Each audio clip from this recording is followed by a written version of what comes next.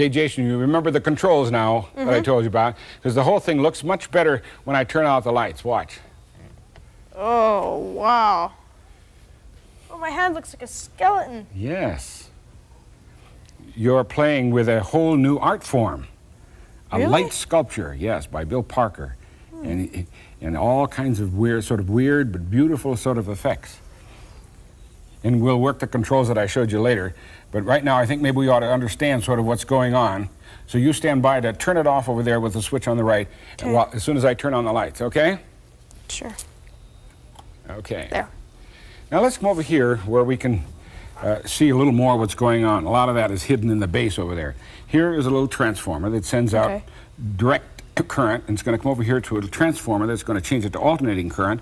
A very high frequency. It's going to come out here and go through this to this bulb, and I want you to hold it right next to the light bulb like that. All right. Okay.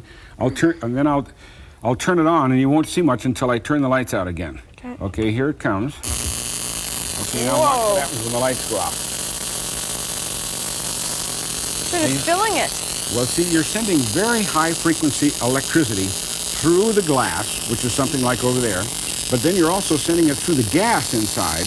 And there's probably nitrogen inside that light bulb, so you're making the gas glow. I see. If you hold it right there for a while, the high energy of the electricity is strong enough to actually burn a hole in the glass. Wow. See if you can tell me when you've burned a hole in it by watching the color of the glow.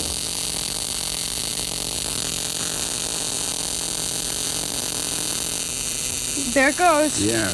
Now you see you've burned a hole in the glass, and you notice the difference in the color of the spark on the inside? Yeah, before it was sort of a purpley blue, now it's orange. Now it's orange. We're probably adding some oxygen in there, so that's glowing as well. So that's the general idea of what's happening inside the bulb. I'll turn the lights on again. First, I'll turn that off. Okay.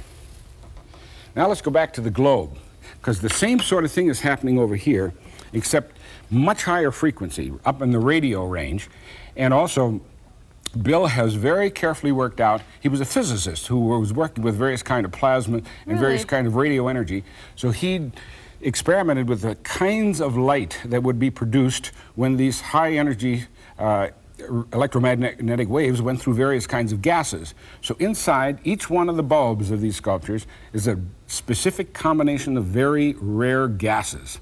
So a different one might look different. Might look different, right.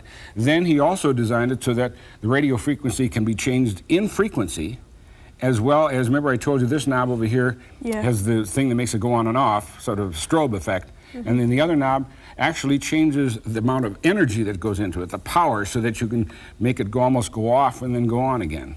Wow. Then the last one, you remember what that was for? Yeah, that turns makes it go through a cycle of different patterns. So let's turn off the lights and begin to play with it. Turn it on. Okay. Now try the slider that makes it sort of strobe. Sure. Okay. Take your hand away once. Keep going. There. Now you get a flashing effect. Okay. It's going on and on. Right. Now try the next one, in which you can vary the total amount. Put that one back up so it's on. Then try this one over here. I'll do it. Okay. It's getting dimmer. Yes, it's getting dimmer. Notice there are actually three effects. One is the center. Yeah. See how you can see that? Looks like cells divided. Right, and then actually in the gas itself, and finally when you turn it up high enough, actually on the edges of the glass, on the inside surface. Like on your hand when you touch it. Okay, now push the last button. Ooh, looks like a little plant in there or something. Here's the microprocessor now gradually changing the whole, all of the settings so that it will constantly change over a whole 5-minute period. so that you could have this sitting in the corner of the room, and every time you looked at it, it would have a different whole pattern. That'd be neat. Yeah. So here's a physicist who combined high-energy physics and plasma and glowing of gas with a whole new art form. A lot of fun.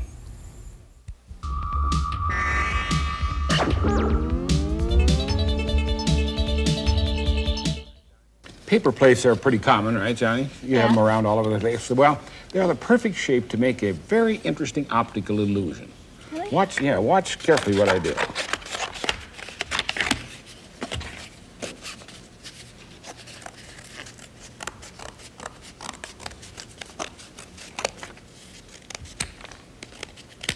So you just saw me cut out two identical pieces. Yeah. Right? So they should be exactly the same size because I cut them out at exactly the same time. If I hold up one above the other. The bottom one's bigger than the top one. Looks like it, doesn't it? Yeah, it does. You think if the bottom one is bigger? If I move the top one to the bottom position, still bigger. Yeah. Well, the reason for that is you're really comparing the short arc up here with the long arc of this one, you see, and obviously one is. And then also because you cut it off at this angle, there's a tendency to line up so that those two edges are straight over these edges right here. And of course, that makes a big difference. If you turn and run around like this, then you can see they're exactly the same. Yeah. So it's a nice, interesting optical illusion which you make out of a paper plate. So there's a pair of scissors. Okay. I'll show you how to do it. First, you cut it in half.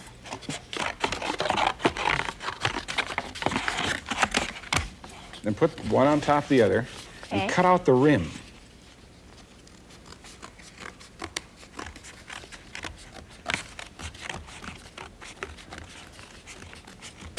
So you have just the rim left. Let's see.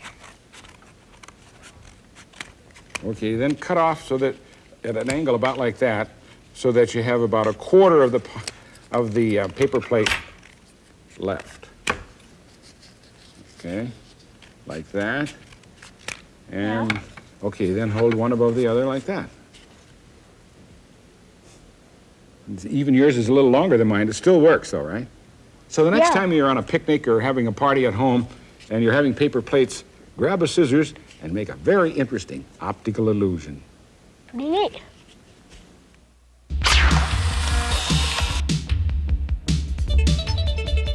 This is a much magnified view of a bacterium. If it multiplies inside of you and makes you sick, it's sometimes called a germ. But see those thread-like things sticking out from all sides of it? They're the fibers with which the bacteria sticks to surfaces, where it would start feeding and reproducing. But these fibers are unusual in that they've been coated with antibodies developed from the fibers of similar bacteria by Dr. Frederick Silverblatt. The gray areas and the black dots are the coating which prevents the bacteria from sticking. If further tests prove successful, antibodies to the stickers of the bacteria that cause such diseases as tooth decay, pneumonia, and venereal disease could be used in the fight against them. Because if the bacteria can't stick, they can't make you sick.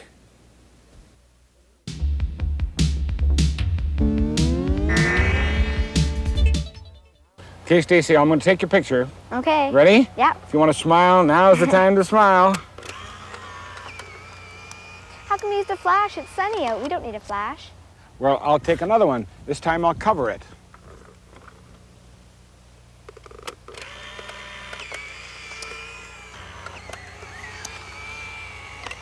You want to hold those? Mm-hmm.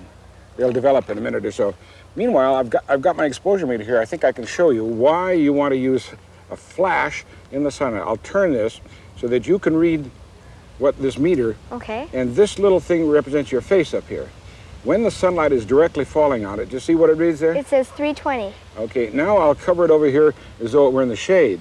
Oh, it dropped right down to 40. Okay, but the color film now can register just one of those little steps. Oh, so you need the flash to fill in the extra. Yes, Right. yeah, because the actual sunlight, your eye can certainly fill in all that shadow, but the color film can't.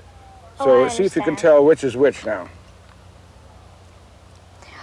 Well, this was done with the flash, and this was done without. How can you tell? Well, because there's a shadow on my face casting here, but there's no shadow here. Okay, so that's why you take A picture in the sunlight with extra light is called flash fill.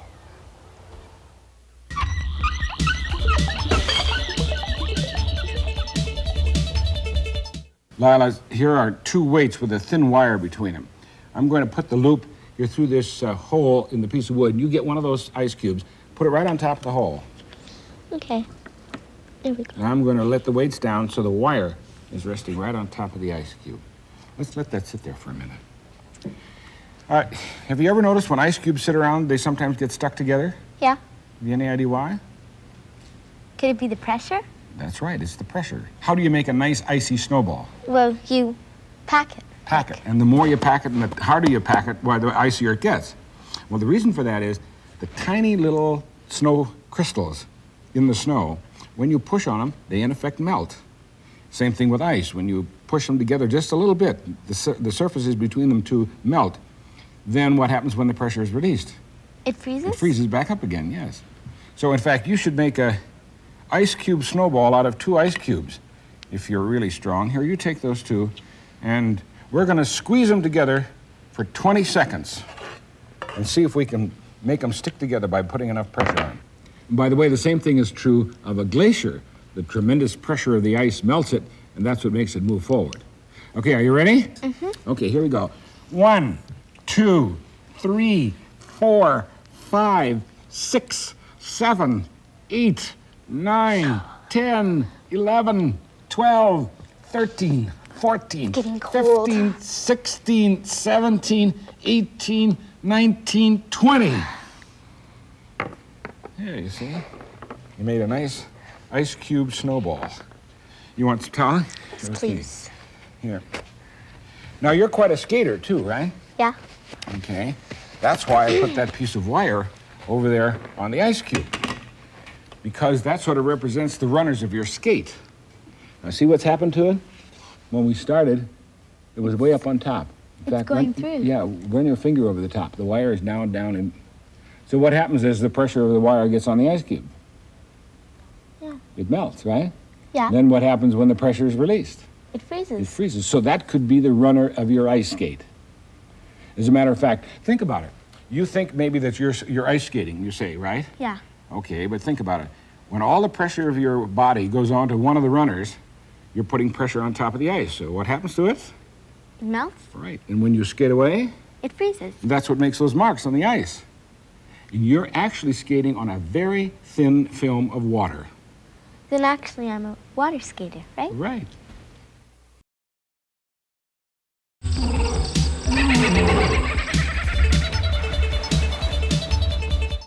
A man puts on a black mask.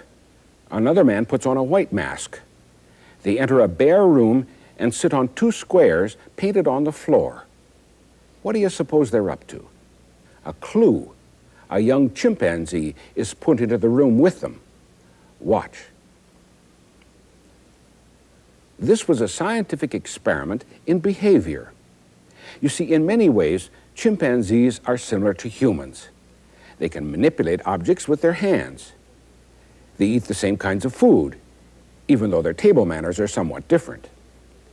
Young chimps play with things around them, just as young children do, and they're curious about anything they can get their hands on. This one can tune in its favorite program, and this one is a budding artist. It may not be able to tell the time, but it can hear the ticking. They like rough and tumble play, which would help prepare them for life in the wild by helping to build strong bodies. But they also do a lot of clinging to one another. How could that help them in the wild? That's one of the questions the masked men in the bare room are attempting to answer. The man in the black mask will cling to the chimp any time it enters the square. The man in the white mask will only play with the chimp. Even when the men change places, the chimps soon learn that the dark figure will only cling and the white figure will only play. The young chimps soon spend most of their time in the room playing with the man in the white. Now they're ready for an experiment. The young chimp is busy playing. Watch what happens when it hears a loud bell. It immediately stops playing and runs to the cling figure. When the level of excitement gets too high, the chimps use clinging to bring it down to a comfortable level, just as a child clings when it needs comforting. So the two masked men were tools with which to investigate the behavior of young chimpanzees and perhaps get a better understanding of human behavior. After many such tests, Dr. William Mason, a psychologist who has investigated the behavior of young chimpanzees, believes play and clinging are used to maintain a comfortable feeling of well-being by young chimpanzees and, very likely, by young children.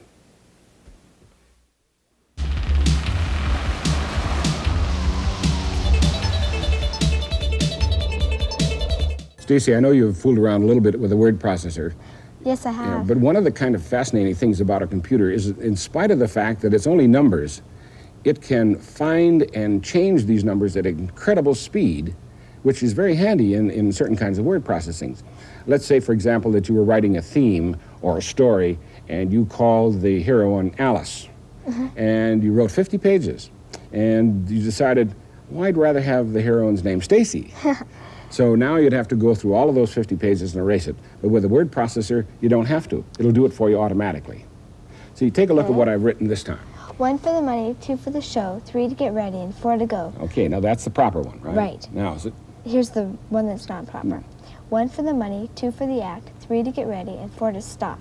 Now, I've then repeated that 4 more times, or a total of 4 times.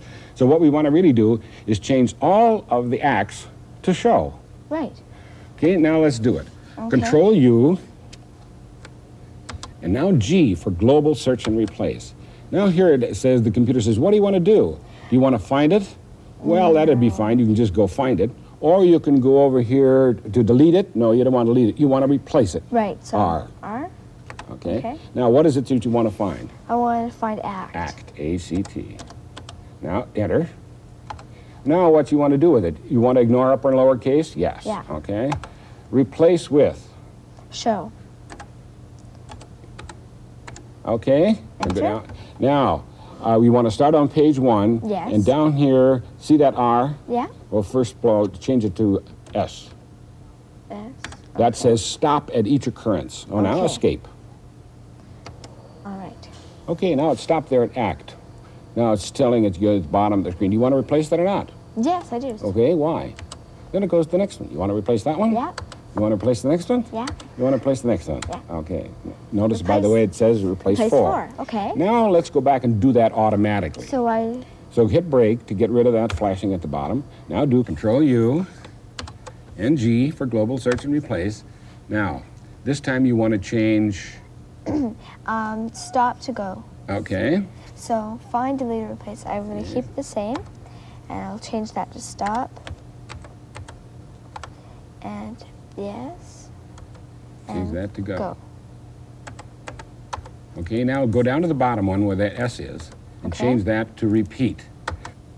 Well, Stacy, before you hit escape, how would you use this processing part in school? Well, if I had to do a report and I had spelled a word wrong throughout the whole thing, I could just tell the computer to find the word and correct it. Right.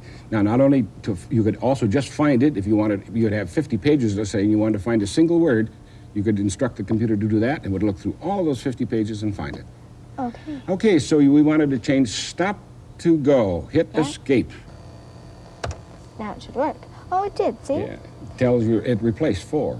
Right. Okay. Now, this particular feature of a word processor is called global. You can see why. Yeah, because it can go through 50 pages and look Right. for a single word. Okay, it's global search Well, it looks for the word, and then when it finds it. and replace. Right. Global search and To replace.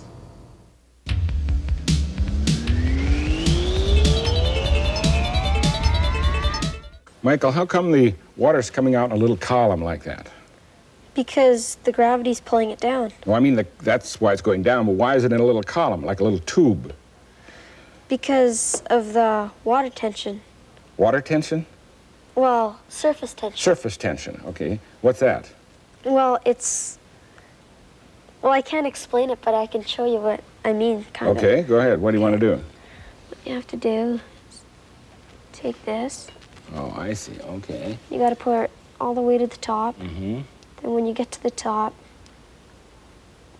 there's kind of a little bubble over Well, glass. you pour it so that the water's heaped up above the top of, Yeah. of the glass, right? Okay. Now, scientists think that the reason for that is that the molecules on the surface of the water are packed closer together, so the surface acts sort of like an invisible elastic skin called surface tension.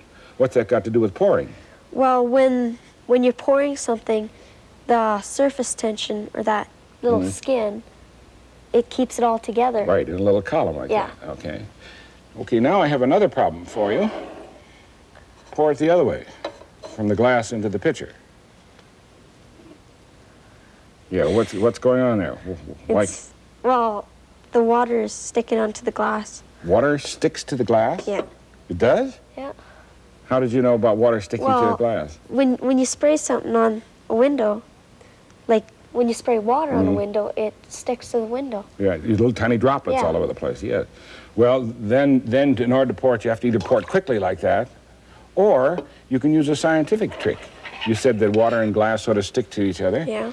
Put the little glass rod across like that and pour using the glass rod sort of as a spout, Okay. like that. Now, if you pour carefully, that could be a dangerous chemical, for example, and it'll run right down the glass rod, and there you go. You can pour very nicely. So scientists use that in the laboratory all the time to pour out of a beaker. I see. Now I have a challenge for you. Challenge? Based on this idea, right. Here's a stool. I'd like you to get on the stool. Okay.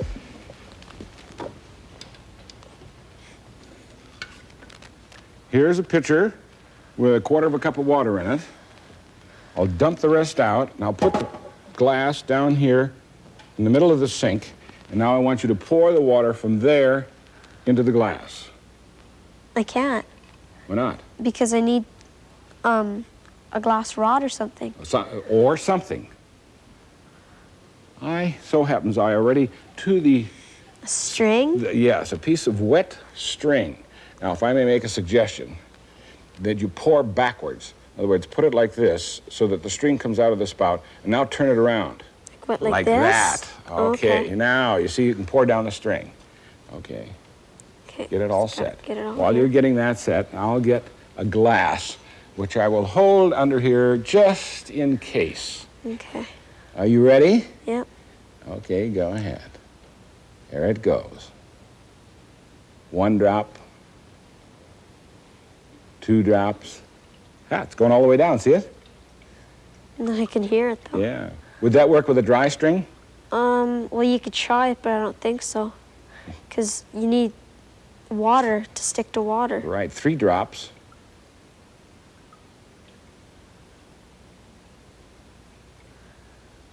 Getting there almost. Just empty. 3 drops so far. If you pour too fast, you'll drip it, right? Aha, congratulations. You poured water about 4 feet through the air with the help of a piece of string, and you only spilled 3 drops.